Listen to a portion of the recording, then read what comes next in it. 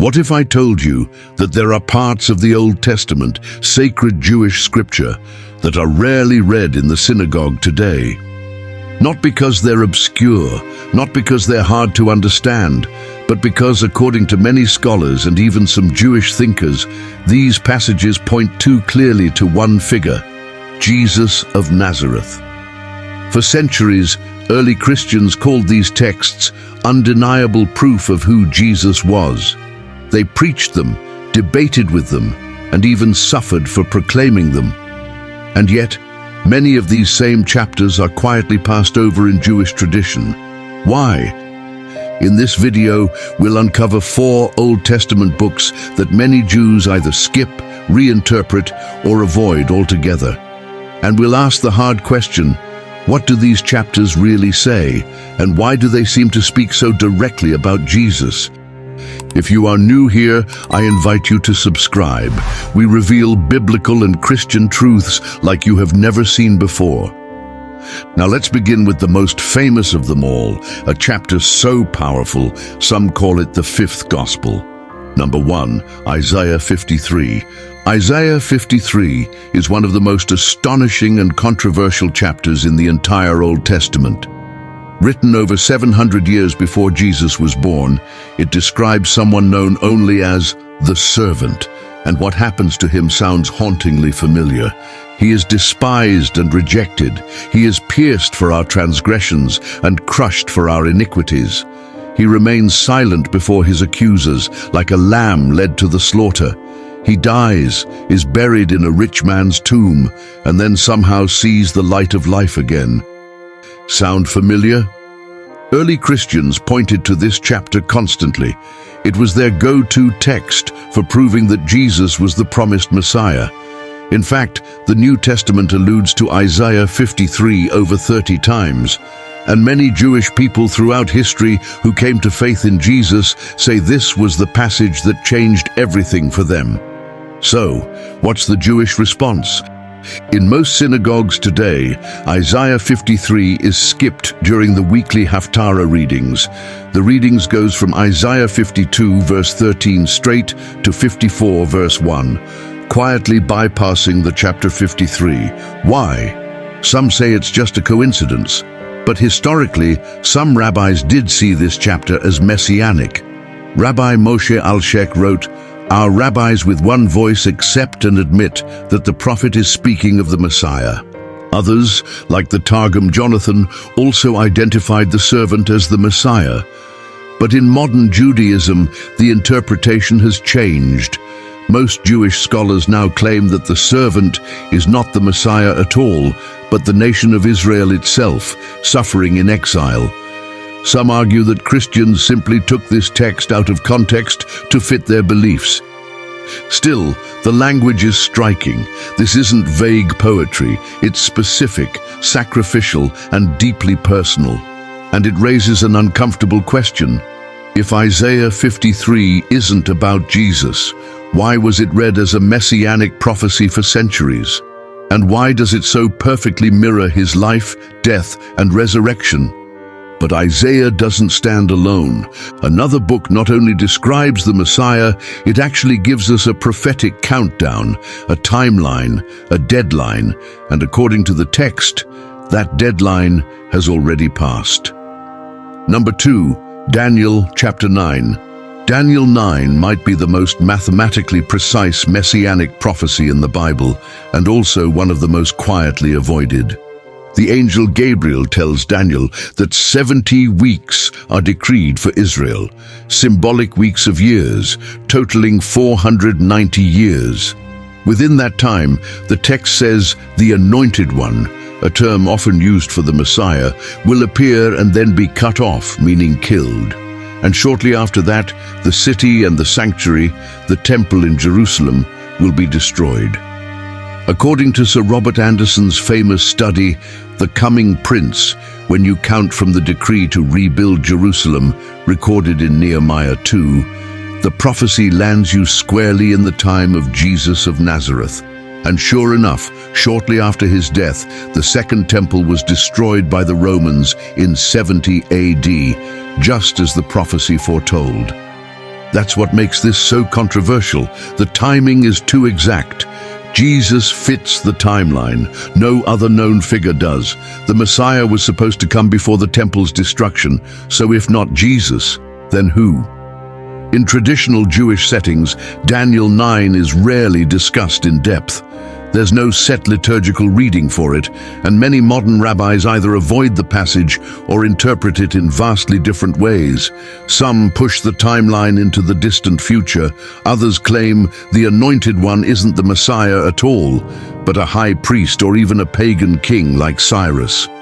To further complicate things, the Talmud itself, Sanhedrin 98a, admits the Messiah should have come long ago, but he did not. That line alone is deeply revealing. Even rabbinic sources acknowledge that the window for the Messiah's arrival had, in their view, already passed. So where does that leave us? If Isaiah 53 describes the Messiah's suffering, Daniel 9 gives us the Messiah's timing. But there's still one more detail missing, a description of how he dies.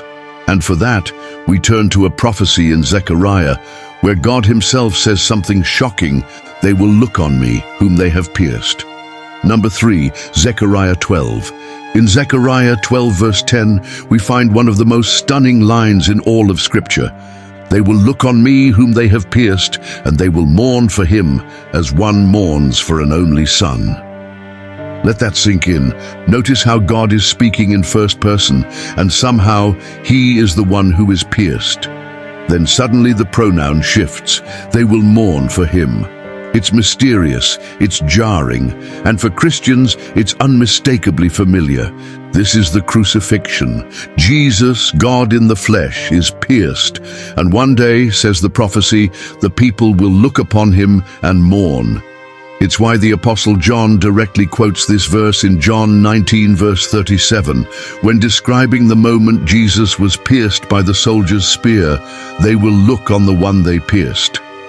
But the controversy lies in the Hebrew and the translation.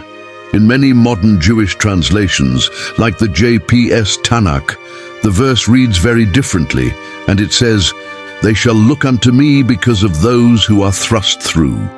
It avoids the idea of God being pierced altogether, and the mourning is reinterpreted, not as for a divine Messiah, but possibly for a fallen military leader, or for the collective suffering of Israel. To Jewish interpreters, this verse is often read metaphorically or symbolically. The idea of God himself being pierced is considered theologically impossible. But again, we're left with a haunting image, a figure, deeply loved, pierced, and mourned like an only son. And once more, it lines up seamlessly with the story of Jesus. Number 4, Psalm 22. Psalm 22 begins with a cry that echoes through time. my God, why have you forsaken me?" These were the exact words Jesus spoke as he hung dying on the cross.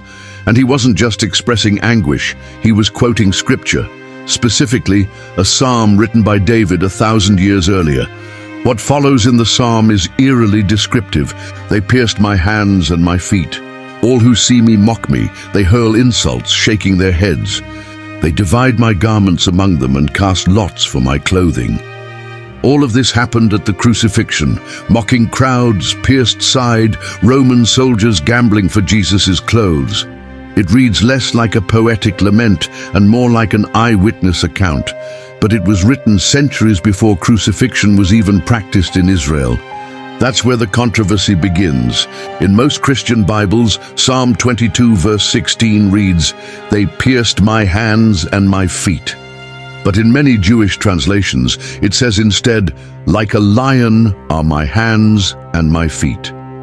This difference hinges on one Hebrew word, ka'aru versus ka'ari. Ancient manuscripts like the Dead Sea Scrolls and the Septuagint, a Greek translation made by Jewish scholars before Jesus, support the reading pierced. But traditional Jewish texts use "like a lion" and interpret the entire psalm as a metaphor for David's personal suffering or Israel's national pain.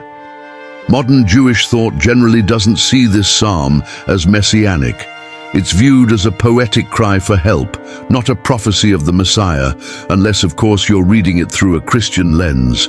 But that's the very point many Christian apologists make. Jesus didn't just quote Psalm 22, he embodied it. From the mocking to the piercing to the casting of lots, he lived it out in real time. Now let's step back and ask the question that's been building this whole time. If these passages aren't about Jesus, why are they so often skipped, softened, or reinterpreted in Jewish tradition? Isaiah 53 isn't read in the synagogue. Daniel 9 is downplayed or pushed into the distant future. Zechariah 12 is reworded to avoid the idea of God being pierced. Psalm 22 is translated in a way that strips it of its crucifixion imagery. Could it be that these texts point too clearly to Jesus, that they align too precisely with his life, his death, and his resurrection?